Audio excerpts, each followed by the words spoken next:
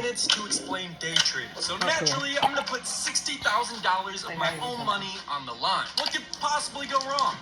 A lot. A lot can go wrong. Day trading is basically a game of patient people taking money from impatient people. But it's also a game of chance. To understand this game of chance, I'm personally putting $60,000 of my own money on one single trade using this exact strategy I'm about to share with you. Will my own strategy actually succeed, or will I lose $60,000 in the matter of seconds? Either way, I guess it's content. It's now Wednesday. I woke up at 7:30 a.m. today. I'm in Texas.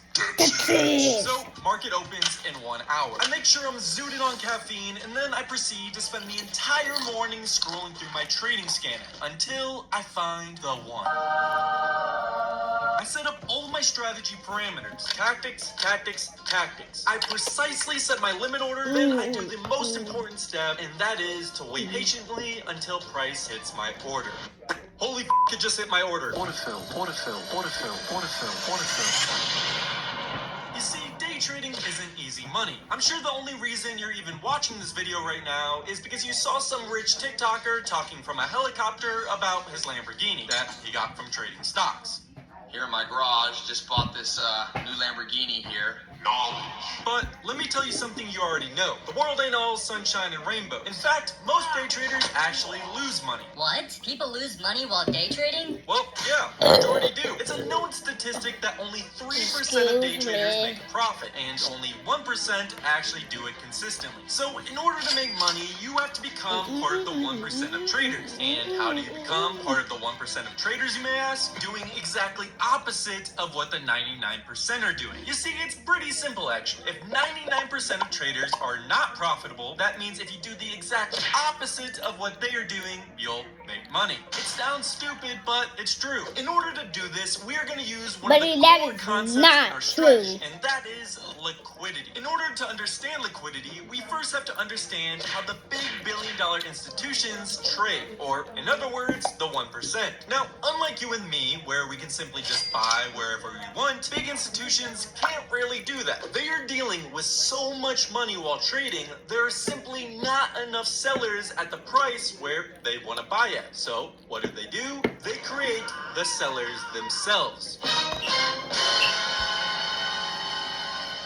But how did they do that? How did they do that? Called manipulation. Have you ever seen this happen? Price is coming down to a recent low, a key support area. Now, what's happening at this low is very simple. Normal retail traders like you and me are seeing this as a key support and enter when price comes down to here, thinking the price will bounce up from the support, so better place your stop loss than right below this recent low. That's a pretty normal trade. As being the normal retail trader you are, you would assume if price crossed this low, it would be considered a downtrend, lose all of its momentum, and keep crashing downward. Now, the institutions own this stock already, but they want to buy more of it. But since they're trading with hundreds of millions of dollars, there is simply not enough sellers at this price for them to buy from. So they need to create the sellers themselves. So what they'll do is start selling their own shares to artificially drive the price down. They will make it seem like the stock is losing lots of momentum, crashing downwards, when in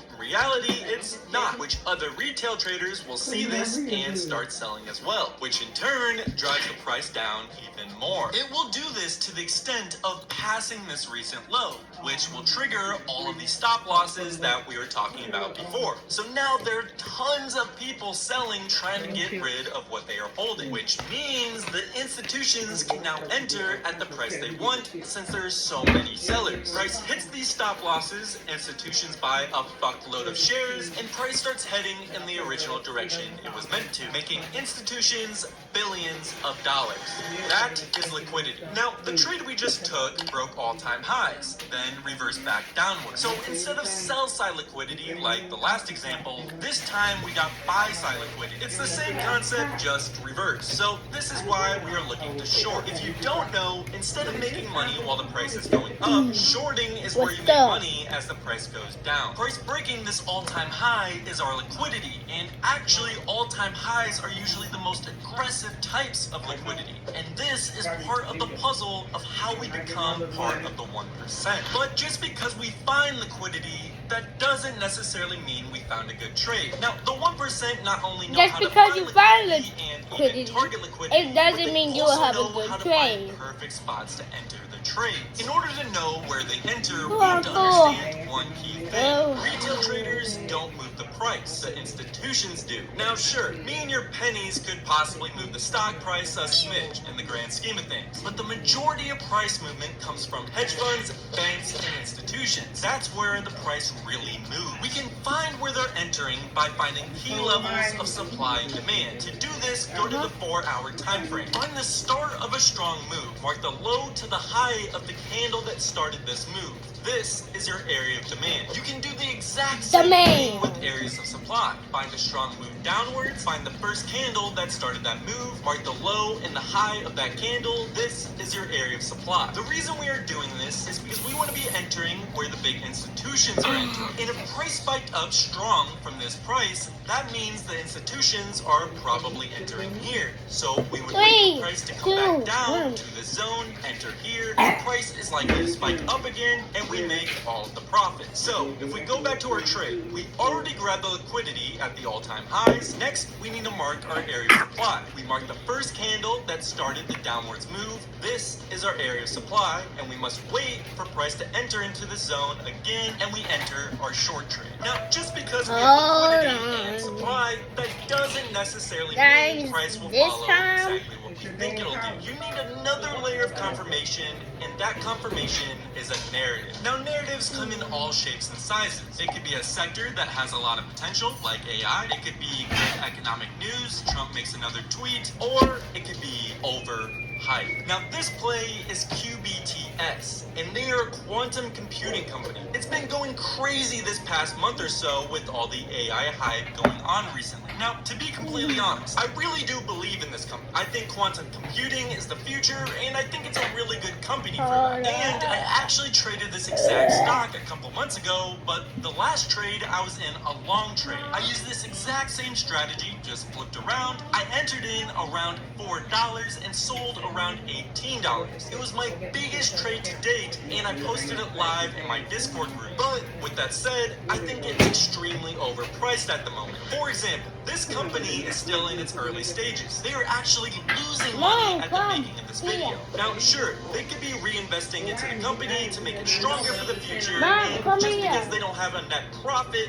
doesn't necessarily mean it's a bad company. At the making of this video, AI stocks are going absolutely bonkers, and anything related to that is going up along with it, even if the company isn't necessarily making money. Like, just look at this chart. This screams speculation, and on top of that, it's valued at $5.3 billion with a B. So yeah, I think this stock is overvalued at this point. I don't think this is a... You know why I stopped? It's over. No, wait. So, God is good, God is great, baby savagery out. God is good, God is great, baby savagery out.